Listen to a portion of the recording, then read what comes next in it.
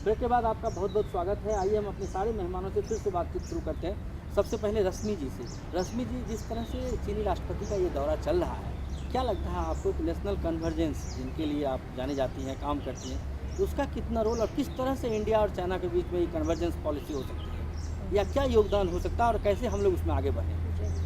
एक तो देखिए, मेरा मानना है अभी ब्रेक के पहले जो डिबेट चल रहा था कि भाई इंटरनल हमें देश में विकास या इंटरनेशनल रिलेशनशिप कोऑपरेशन, तो पहले मैं उस पर कमेंट करना चाहूँगी, दोनों में कोई विरोधाभास नहीं है। जो इंटरनल हमारे विकास का जो प्रयास है वो और इंटरनेशनल कोऑपरेशन दोनों में कॉम्प्लीमेंटैरिटी है, दोनों एक दूसरे के पूरक हो सकते हैं, कॉम्प्लीमेंट्री रिलेशनशिप है। जहाँ पे इन्वेस्टमेंट की बात हुई, रिसोर्स मोबिलाइजेशन की बात हुई, तो कहीं ना कहीं उसमें कन्वर्जेंस की नीति है। क्यों कन्वर्जेंस की नीति है? क्योंकि हम खुद इस बात को मान रहे हैं कि इन्वेस्टमेंट, जैसे अर्चना जी ने कहा, कितने सेक्टर्स में जो इन्वेस्टमेंट चाहिए, तो उसमें भी हम पूरे देश में सिर्फ इंटरनली शायद आज की तारीख में बड़ा मुश्किल होगा उन कसौटियों पे पूरी तरह से अपने आप अपने रिसोर्सेज से हमें उनको पूरा कर पाना in terms of quantity and quality दोनों के ऊपर। तो कन्वर्जेंस की नीति जहाँ रिसोर्सेज से शुरू होती है, रिसोर्सेज का आदान प्रदान से शुरू होती है, टेक्नोलॉजी के आदान प्रदान से शुरू होती है। आज की तारीख में हमारे पास अब टेक्नोलॉजी नहीं है। दूसरा, मैं यह भी मानती हूँ कि चाइना के साथ अगर कोऑपरेशन है, it can not be at the expense of all the other countries. तो हम जो कोऑपरेशन की बात कर रहे हैं, China is one of the partners जिसके के साथ कोऑपरेशन की बात कर रहे हैं। लेकिन यह इकोनॉमिक कोऑपरेशन एंड कन्वर्जेंस जो इस कोऑपरेशन की पहली सीढ़ी होती है, तो इसमें तो हमारे बाकी जो पड़ोसी देश हैं या नहीं हैं, उन तक भी एक बातचीत का दौरा जो है वो शुरुआत हुई है, चल रही है। साथ ही मैं देखती हूँ कि जो आदान प्रदान की बात है, जो कन्वर्जेंस नीति की बात है, वो कई तरह की चीज़ों में जब हम इंडिया और चाइना का देखेंगे, दोनों में समानताएं भी बहुत हैं, डाइवर्सिटी बहुत है।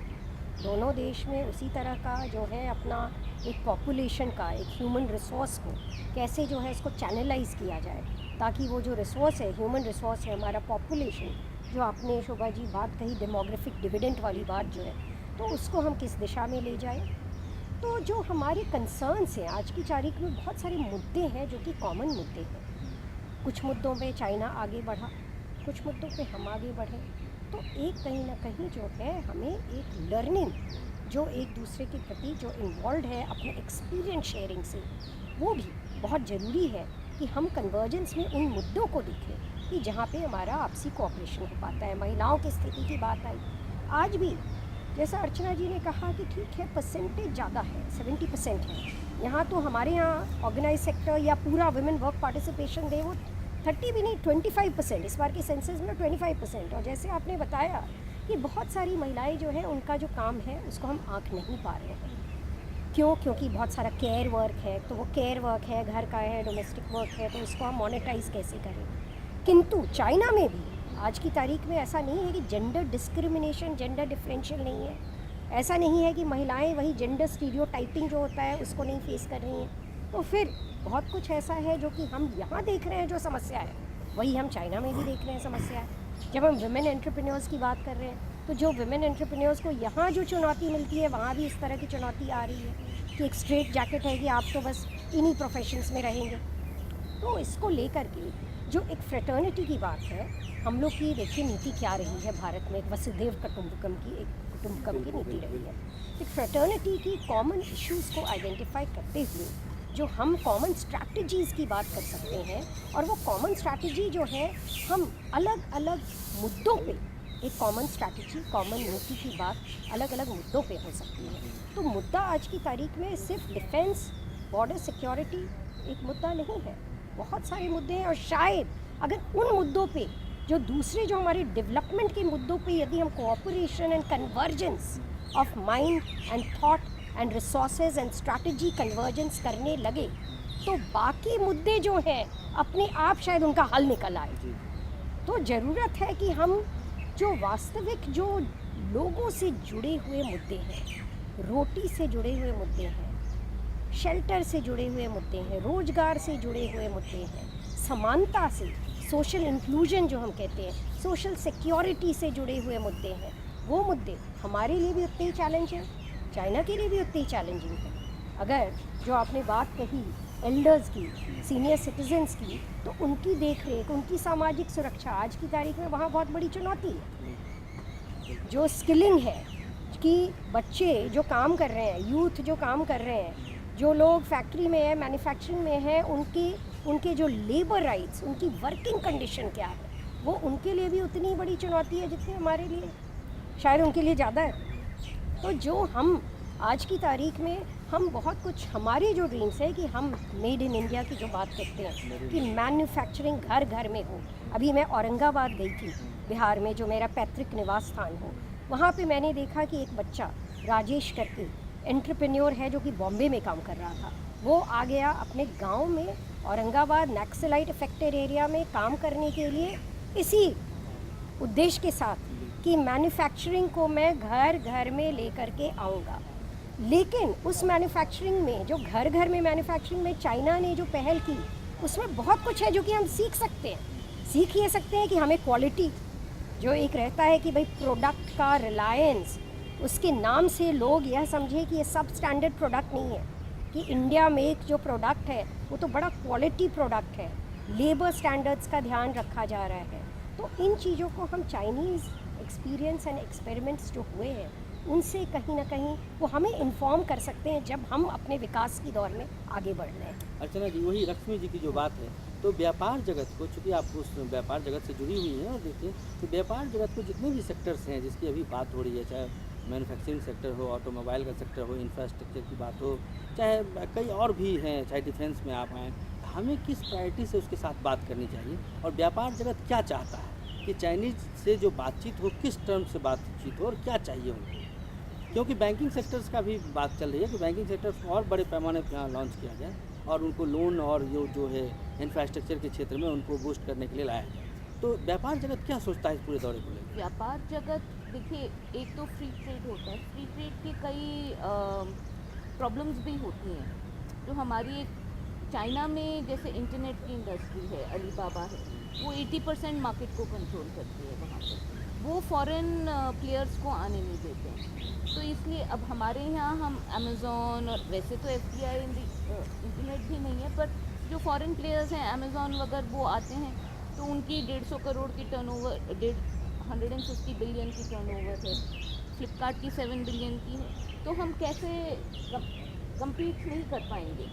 तो ये एक चीज़ है कि बहुत सोच समझ के, अच्छा कई बार चाइनीज़ ये सेंसिटिव इंडस्ट्रीज़ में चाइनीज़ निवेश पसंद नहीं करते, क्योंकि कल के दिन टेलीकॉम सेक्टर में देखिए, जो एक 1962 की बात है वो तो कभी किसी के मन से जाएगी नहीं। तो इन चीज़ों में हमें थोड़ा बहुत सोचना चाहिए कि हम किन, एक तो राष्ट्रहित के हिसाब से कौन से सेक्टर्स हमारे लिए सही हैं वो निर्धारित करने पड़ेंगे।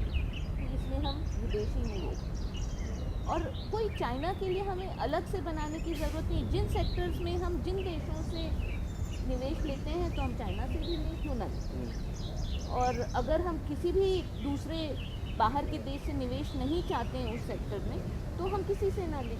मुझे ये नहीं लगता कि हमें उनके लिए कोई ख़ास अलग स्पेशल मोस्ट फेवर्ड पॉलिसी बनाने की।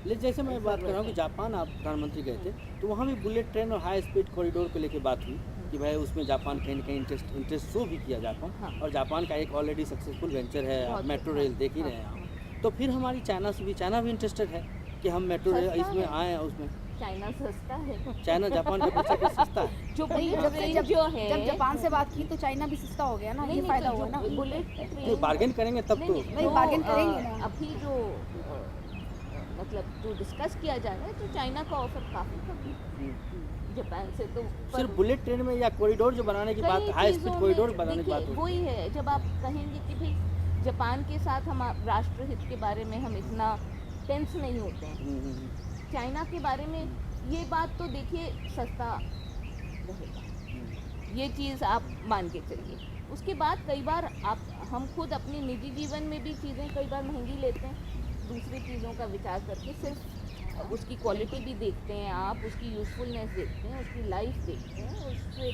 आपको सर्विस कैसे मिलेगी वो देखते हैं। तो वो सारी चीज़ें हमें देखनी पड़ेगी। हमें तो देखिए, एक आपने कहा ना कि भाई एक बिजनेसमैन का अप्रोच लेना पड़ेगा। हम किसी से राष्ट्रहित की चीज़ें आप एक बार अलग रख लें कि भाई ठीक है, ये इनमें हम निवेश नहीं लेंगे, इनमें हम अपनी टेक्नोलॉजी डेवलप करेंगे, पर बाकी उसमें तो आपको एक बिजनेस डिसीजन लेना पड़ेगा कि आप इससे बिजनेस करना, आपको ये डील कैसी है। देश भी मत देखिए, आप डील देखिए ना, आपको डील देखनी पड़ेगी, आप कोई भी डिसीजन। और सारे देश में ये जो शोभा जी ने कही कि हमारे 200 मिलियन यंग पीपल जो तैयार हुए हैं, जो हमारी डेमोग्राफिक डिविडेंड है, पूरी दुनिया की आँख इन 200 बिलियन की मार्केट पे और इनकी प्रोडक्टिव कैपेसिटी पे लगी हुई है। उसको आपको बहुत ऑफर्स मिलेंगे बहुत लोगों से जो आपसे बिजनेस करना चाहेंगे। आप अपना एक बिजनेस माइंड रख के डिसीजन देखिए, लीजिए मैं- भाई आपको डील क्या मिल रही है हर डिसीजन। देखिए, मेरा ऐसा कहना है कि मोदी जी को बहुत कदम फूक के रखना है, इसमें कोई दो राय नहीं है। जैसे मैडम ने बात कही कन्वर्जेंस की ओर तो हमें जाना ही होगा। और वैसे भी आप देखिए, इंडिया और चाइना दोनों की ओल्डेस्ट सिविलाइजेशन है और दोनों का जो फैमिली स्ट्रक्चर है वो भी उसी तरीके का है। ह्यूमन रिसोर्सेज जिस तरीके के, दोनों सबसे ज़्यादा जनसंख्या वाले राष्ट्र हैं, तो बहुत सारी चीज़ों में हम वैसे ही हमारे बीच में कन्वर्जेंस है। लेकिन अब मुद्दा ये आता है इसके अंदर कि राष्ट्रहित की बात और राष्ट्रहित के साथ डेवलपमेंट की बात। तो मेरा ऐसा मानना है कि अगर राष्ट्रहित की बात हो और डेवलपमेंट का मुद्दा, अगर दोनों कन्वर्जेंस जहाँ पर कन्वर्ज होते हैं, अगर वो दोनों पॉजिटिव हैं तो उसमें तो कोई बात ही नहीं है। लेकिन यहाँ पे सिचुएशन थोड़ी सी फ़र्क है, इसीलिए हम चाइना की बात करते हुए थोड़ा सा रुक रुक के बोलते हैं, क्योंकि चाइना बिल्कुल बॉर्डर पे हमारे है और बार बार वो भी हमारी ज़मीन को हथियाने की कोशिश करता रहता है। अभी 2 साल पहले भी टेंट लगा के वहाँ पर पहुँच गया था। इसलिए हम राष्ट्रहित को बिल्कुल नहीं छोड़ सकते। अभी जब ये बात हुई कि अगर हमें जापान के साथ भी ट्रेड करना है और अभी हमें चाइना के साथ भी ट्रेड करना है, तो हमें बिल्कुल ये सोचना पड़ेगा कि अगर दोनों की सारी कंडीशंस बिल्कुल सेम है तो ऑब्वियसली हमें जापान के साथ ही जाना होगा। जब तक हमारी डिफेंस वाली चीज़, जब तक हमारी बॉर्डर वाली चीज़ बिल्कुल संतुलित नहीं हो जाती, उसके अंदर हमें बिल्कुल पॉजिटिव आंसर नहीं आता। बाकी जहाँ तक भारत की इकोनॉमी की बात है, स्ट्रक्चर की बात है, तो मेरा ऐसा कहना है कि हमें कहीं पर भी इंफ्रास्ट्रक्चर पे जहाँ से हमें मिलता है, कोई हमें नॉलेज मिलती है, टेक्नोलॉजी मिलती है, तो जिस प्रकार से हम सारे देशों की तरफ देखते हैं उसी प्रकार से हमें चाइना को देखना चाहिए। लेकिन जब एंड प्रोडक्ट्स की बात आती है, कंज्यूमर प्रोडक्ट्स की बात आती है, तो हमें ज़रूर विचार करना चाहिए। क्योंकि आज हिंदुस्तान के अंदर हर चीज़, आप देखिए दिवाली अगर हो रही है हिंदुस्तान के अंदर, तो वहाँ पर गणेश जी कहाँ से आ रहे हैं? चाइना के आ रहे हैं। अगर हमारे यहाँ राखी का त्यौहार है तो राखियाँ जो हैं हमें चाइना से आ रही हैं। ये हमें सोचने का विषय है, इसको हम एकदम से ओपन नहीं कर सकते। और ये आज भारत की जनता को इसमें जागरूक भी करने की आवश्यकता है कि एंड प्रोडक्ट्स की जहाँ तक बात, जहाँ पे कंज्यूमर प्रोडक्ट्स की बात है, वहाँ पे हमें बहुत सोच समझ के चलना होगा। क्योंकि हमारे देश के अंदर ह्यूमन रिसोर्स की कोई कमी नहीं है, क्वालिटी की कोई कमी नहीं है। केवल और केवल अभी तक मानस उस तरीके का नहीं उपजा है जिसको कि थोड़ा सा जागृत करने की आवश्यकता है। और जहाँ तक मेरा मानना है, मोदी जी हर तरीके की संभावना तलाश